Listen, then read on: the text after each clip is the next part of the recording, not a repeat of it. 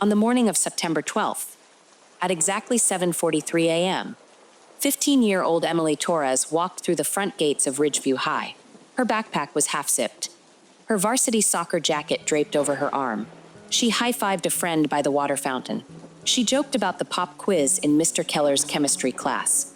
She texted her mom a heart emoji. By 3:15 p.m., she was gone. No frantic searches. No missing posters. Not yet, because at first, everyone thought she'd just left. A skipped class. A bad day. A teenage phase. But when her mom called the police that night, the story cracked open. Security footage showed Emily entering the school. None showed her leaving. Her phone last pinged a cell tower inside the building at 11:07 a.m. And her locker? Still packed with her textbooks. Her gym shoes. A half-eaten granola bar. For 28 days. The halls buzzed with rumors. A runaway. A secret boyfriend. A drug deal gone wrong. But none of those rumors explained what workers found on October 10th. When the stench of decay finally forced administrators to unbolt room B12, a boys' bathroom locked shut since 2003. The pipes were rusted. The mirrors were cracked.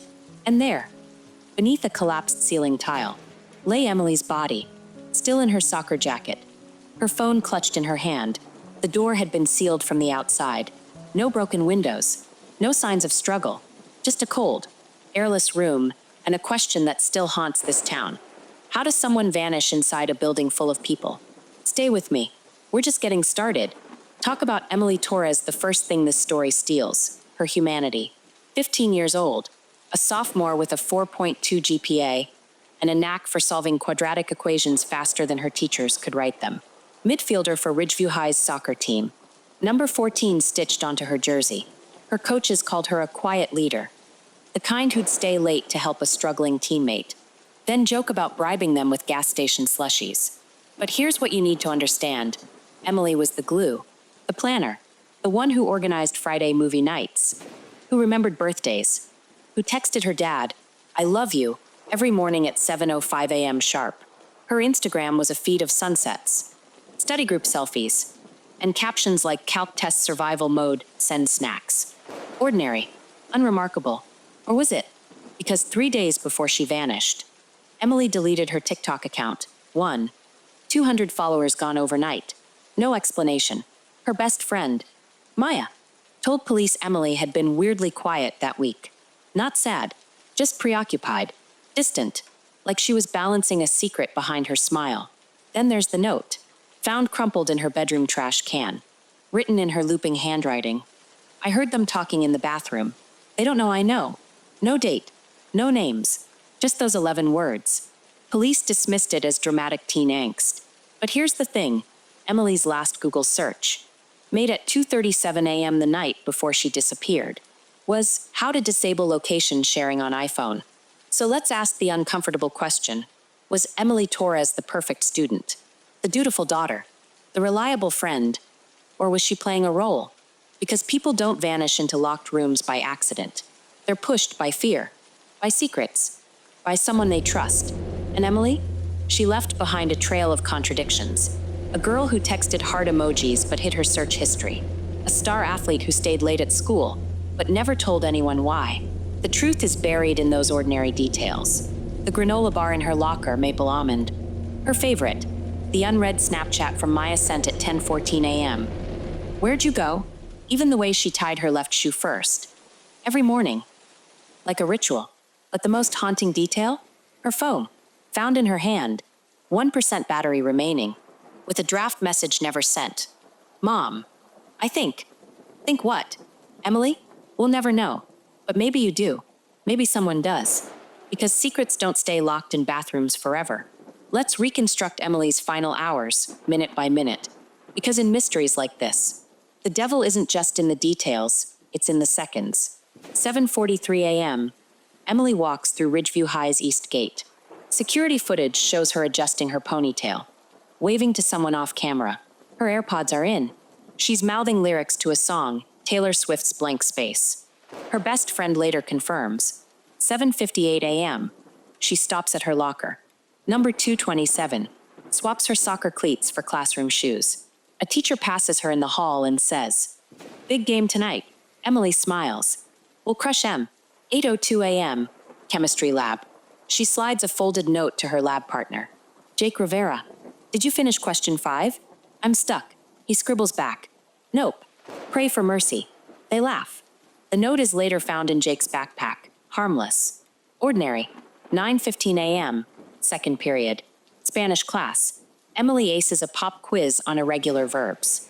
Her teacher writes, excellent, at the top. That paper is still tucked in her locker. Untouched. 10:07 a.m. She texts her mom. Forgot my lunch money again. Grinning face with sweat, her mom replies instantly. Check your jacket pocket. Emily finds a $20 bill. She buys a maple almond granola bar from the vending machine. The wrapper is later found in the third floor trash can. 10:30 a.m. Third period. Attendance is taken. Emily's seat is empty. The teacher marks her absent, but doesn't report it. Why? Because at 10:28 a.m., a text from Emily's phone pings her friend group chat. Ugh. Stomach's killing me. Dad's picking me up. Here's the problem. Emily's dad was on a business trip in Denver. The text was sent via WhatsApp, which requires Wi-Fi. But Ridgeview's Wi-Fi logs show her device disconnected at 10:14 a.m. Her mom never received a text. Never got a call. 11:07 a.m. Emily's phone goes dark. Last GPS coordinate. Inside the school's math wing. And here's where the story fractures. 11:15 a.m. A janitor reports hearing loud banging from the third floor hallway. He investigates, finds nothing. 12:30 p.m. Her best friend, Maya, sends a Snapchat. Skipping lunch? Angry face delivered. Never opened. 2:05 p.m. Soccer teammates wait for her at practice. Coach calls her mom. Is Emily sick? Panic sets in. 3:15 p.m. School ends. Emily's backpack is still in locker number 227. Her water bottle, half full. Her phone, somewhere in the building, dead or destroyed. But the most chilling detail? That WhatsApp text, the one that wasn't from Emily. Because at 10:28 a.m., while her phone was offline, someone else used her account. Someone who knew her routines, her friendships, her shortcuts. So I'll ask you, how do you vanish in a school of 200 people? Easy. You don't. You're hidden. October 10th, 2023. Day 28 of the search for Emily Torres. By this point, the story had faded from headlines. The vigils had ended. The school had moved on, or tried to, replacing her locker, deleting her name from the soccer roster, scrubbing hallway murals painted in her memory. But the truth? It was rotting behind a door no one dared to open. It started with a smell. Not just any smell. A thick, sweet stench, like rotting fruit soaked in gasoline. It seeped into the math wing first, clinging to the vents of room 214, where Emily had sat in the second row, solving equations just weeks before. Students gagged. Teachers sprayed air freshener. The principal blamed the plumbing, an old building. He said, with old pipes. But Carl Mendez, the head custodian, knew better. Carl had worked at Ridgeview High for 19 years. He knew its secrets, the crawl space under the auditorium, the shortcut to the roof, the bathrooms locked shut after the 2003 asbestos scare. He'd been the one to bolt room B12's doors himself, 2 decades earlier, on the superintendent's orders. No entry. The sign said, condemned, but on October 10th, at 3:17 p.m., Carl followed the stench to its source. Third floor, northwest corridor, room B12. The door was still sealed with 2 rusted padlocks. Chains coiled like snakes around the handles. The floor nearby was sticky. Flies hummed in the air. And when Carl pressed his flashlight to the door's fogged glass window, he saw something pale, slumped against the far wall. He called the police.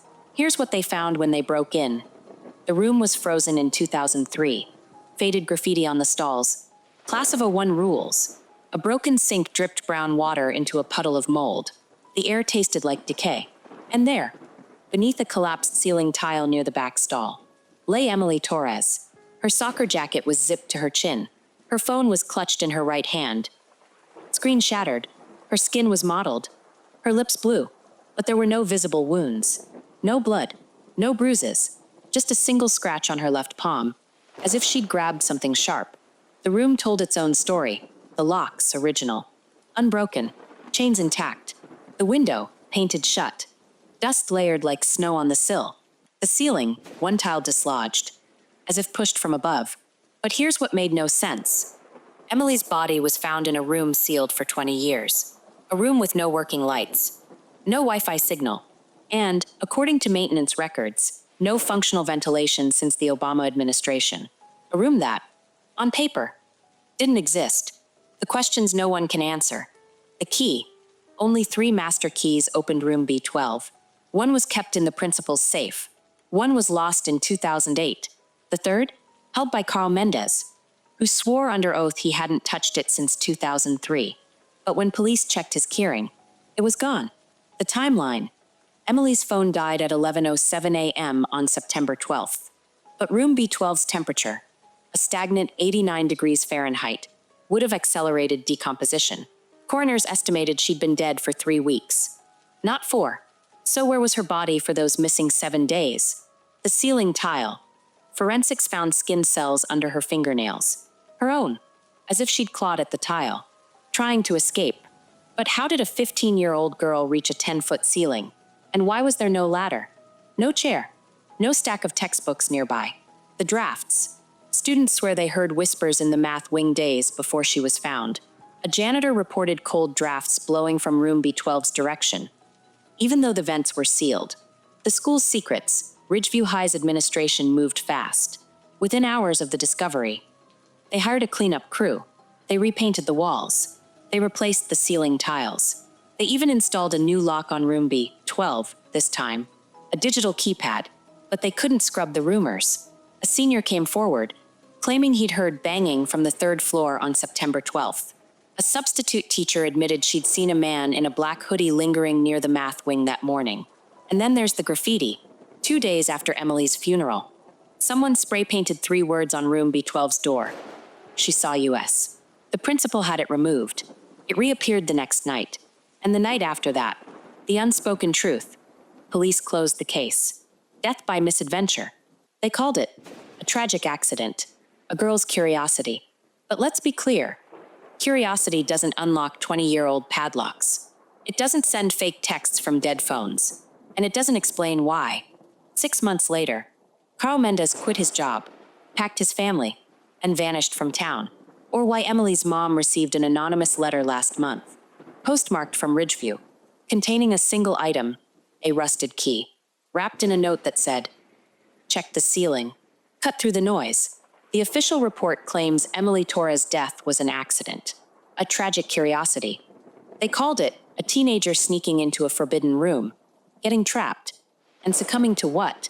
Exactly? Dehydration? Hypoxia? The coroner's report is suspiciously vague. But here's what happens when you dissect the facts versus the fiction. Buckle up. Theory number 1, she snuck in. No foul play. The police insist Emily accessed room B12 on her own. Kids love abandoned places. They said, she probably pried open a window. But let's demolish that fantasy. Fact number 1, room B12's windows were painted shut in 2003. Forensics found 0 fingerprints on the frames, not even from maintenance crews. The only entrance was a door secured by 2 padlocks, each requiring a key. Fact number 2, 3 master keys existed. One in the principal's safe, dusty, unused since 2010. One lost in 2008. The third, held by custodian Carl Mendez, who swore his key never left his ring. But here's the kicker. When police subpoenaed school key logs, they found room B12's door had been opened twice in 2023, once on August 29th, during the routine inspection, and once on September 12th at 10:58 a.m. Fact number 3, Emily's phone died at 11:07 a.m. The math wing's Wi-Fi router logged her device disconnecting at 10:14 a.m. Yet the fake, "I'm sick" WhatsApp text was sent at 10:28 a.m., 14 minutes after her phone went offline. Someone used her account, but only a device connected to the school's Wi-Fi could have done it. And guess what? Room B12 had no Wi-Fi signal. Conclusion, Emily didn't sneak in. Someone brought her there.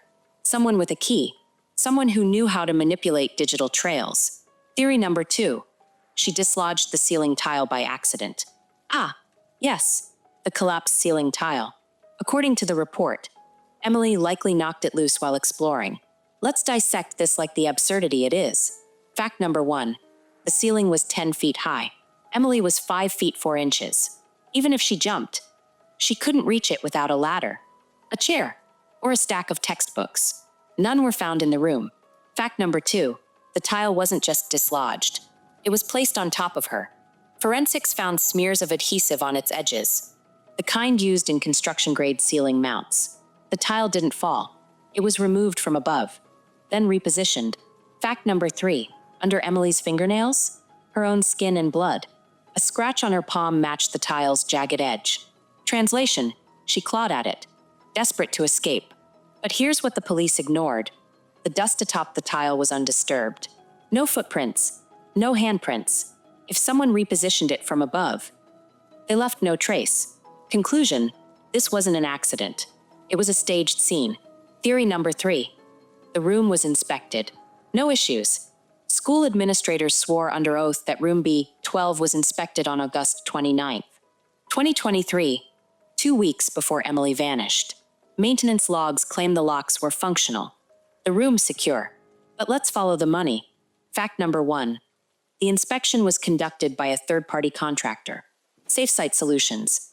Dig deeper, and you'll find SafeSite's owner is the cousin of Ridgeview High's vice principal. Cozy, right? Fact number 2, the inspector who signed off on room B12, a man named Derek Cole, had no construction or safety certifications. His prior job? Selling used cars. Fact number 3, on September 5th, a week before Emily disappeared, the school board approved a $2.3 million renovation plan for the math wing, a plan that included demolishing room B12. The contractor? SafeSite Solutions. Conclusion, that inspection wasn't about safety. It was a checkbox for demolition permits. And Emily? She vanished days before the wrecking ball arrived. What the police ignored, the anonymous letter 6 months after Emily's death. Her mother received a rusted key in the mail. Lab tests matched its metal to Ridgeview's pre-2010 locks. The note read, "Check the ceiling." Police dismissed it as a cruel prank. But what if it's a confession? The substitute teacher. A temp named Ms. Flores reported seeing a man in a black hoodie lurking near the math wing on September 12th. She described a shiny object in his hand, possibly a key. Detectives never followed up. The Wi-Fi anomaly at 10:28 a.m. When the fake WhatsApp text was sent, the school's network logged an admin-level override, a backdoor access usually reserved for IT staff. The user? Guest_account. No further tracing. Carl Mendez's disappearance. The custodian quit abruptly, erased his social media, and left town. His wife told neighbors they were running from debt, but his final paycheck was deposited in full. The unasked question, why was the school so desperate to demolish room B12? What were they hiding? Asbestos? Maybe, but asbestos doesn't send fake texts. It doesn't reposition ceiling tiles. And it sure as hell doesn't scrub security footage from September 12th. Footage the police never reviewed because the school accidentally recycled the hard drive. The bigger picture. Emily Torres wasn't the first student to vanish near room B12. In 1997, a sophomore named Luis Cruz was reported missing after staying late for detention. His body was never found. The case was closed as a runaway. Sound familiar? In 2003, the same year room B12 was sealed, a janitor named Frank O'Reilly died of suicide in the school boiler room. His family insists he was about to expose something big to the school board. Coincidences? Maybe. But here's a fact. Schools don't have secrets. People do. And sometimes, those secrets rot behind locked doors for decades, until someone like Emily gets too close. So I'll leave you with this. The police say case closed. The school says move on. But if you listen closely tonight, past the wind, past the silence, you might hear a faint sound, the creak of a padlock, the skitter of a ceiling tile, and a voice, barely a whisper, pleading, check the ceiling. October 24th, 2023, 2 weeks after Emily Torres' body was found, Ridgeview High held an assembly. The principal called it a healing moment. Students lit candles, counselors handed out pamphlets on grief, and by noon, workers had repainted room B12's walls, replaced its locks, and hung a new sign, out of order, indefinitely. But here's what they couldn't erase, the whispers. Because sometimes, the dead don't stay quiet. The phantom footsteps it started with the janitors. Carl Mendez was gone. But his replacement, a 22-year-old named Marco, swore he heard footsteps in the math wing after hours. Not like kids running. He told police.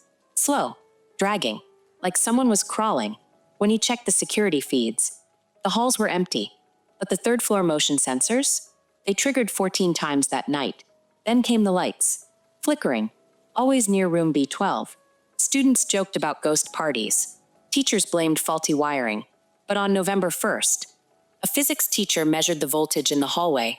It spiked to 150 volts, enough to electrocute someone.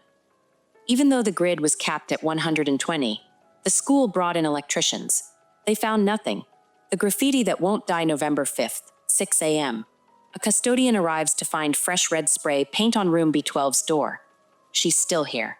Administrators scrubbed it off. By lunch, it was back. Same words, same crimson paint. Security cameras, mysteriously looped from 3 to 5 a.m. November 12th, the graffiti reappears, this time in the girls' bathroom on the first floor. November 19th, the auditorium stage. December 3rd, etched into the principal's parking spot. Each time, the same 3 words. Each time, no culprit, no fingerprints, just that blood-red message. Screaming from the walls. The cold spots, then came the cold. Students started wearing jackets in class.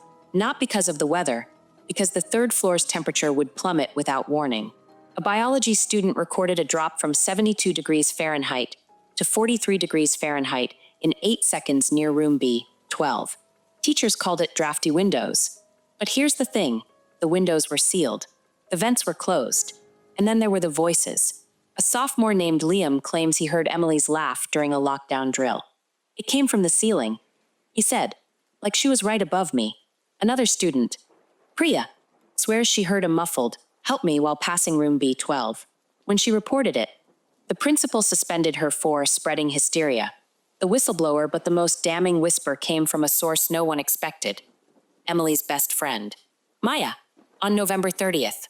Maya uploaded a 27-second voice memo to a private Discord server. In it, a distorted voice rasps, "Check the ceiling. They're watching." The next day, Maya was hospitalized for a panic attack. Her phone, confiscated by school admins for her safety. But here's what leaked. The voice memo's metadata traced back to a device connected to the school's Wi-Fi on September 12th. The distortion matched an audio filter called Spectre, popular on TikTok, but only in South Korea. Maya's search history showed she'd Googled how to detect hidden cameras 3 hours before the upload. The school threatened expulsion if she spoke again. She hasn't. The vanished custodian, remember Carl Mendez? The custodian who found Emily's body? On January 4th, 2024, his wife reported him missing. 3 days later, she retracted the statement, telling police he'd moved for work. But neighbors saw U-Haul trucks at their house at 2 a.m. Carl's social media? Deleted. His phone? A dead number. Then, on February 14th, a package arrived at Emily's mom's house. Inside, Carl's master keychain. Room B12's key snapped in half. A note in block letters read, "They paid me to lie. Forgive me." The key's serial number matched one reported lost in 2008. The final whisper, "So where does that leave us?" The school insists it's all coincidence. Grief. Overactive imaginations. But ask the students, and they'll tell you. The third floor is quieter now. The flickering lights have stopped. The graffiti hasn't reappeared since March. But walk those halls alone, and you'll feel it, a pressure in your ears, like the building itself is holding its breath. And if you listen, really listen, you'll hear it. A faint knock. 1 for yes, 2 for no, 3 taps. IAM. Here. So, what really happened to Emily Torres? The police say accident. The school says tragedy. But let's be honest, neither word explains the snapped key in her mother's mailbox, or the ceiling tile that somehow trapped a girl who couldn't reach it, or the whispers that still slither through Ridgeview's halls when the bell rings. Was it a prank? Maybe, but pranks don't delete security footage. They don't send texts from dead phones. They don't make custodians vanish overnight. Was it a cover-up? Perhaps. But what's worth hiding in a bathroom locked for 20 years? Old pipes? Broken tiles? Or something darker? Something that needed to stay buried? Here's what we know for sure. A girl walked into school. A room stayed locked. A body appeared where it couldn't. And every answer leads to 10 more questions. Why was Emily's last text never finished? Mom, I think. Think what? Who was she afraid of? What did she see? Why did the school inspect room B 12 days before she vanished, then rushed to demolish it days after? And why does that graffiti keep coming back? She's still here. A joke? A warning? Or a plea from someone who knows the truth? The case is closed. The file is sealed. But the evidence? It feels like a half-told story. A puzzle with missing pieces. A door locked so tight, even the truth can't escape. Maybe that's why students still avoid the third floor after dark. Why teachers hurry past room B12. Why parents check their kids' phones a little too often. Because deep down, we all know some doors should stay closed. Some questions should stay unanswered. But tonight, when the wind rattles your window and the shadows stretch a little too long, listen. You might hear it, a faint knock. 3 floors up, a breath against a locked door. And the terrible, thrilling sense that behind it, something's still waiting. For answers, for justice, or maybe for you.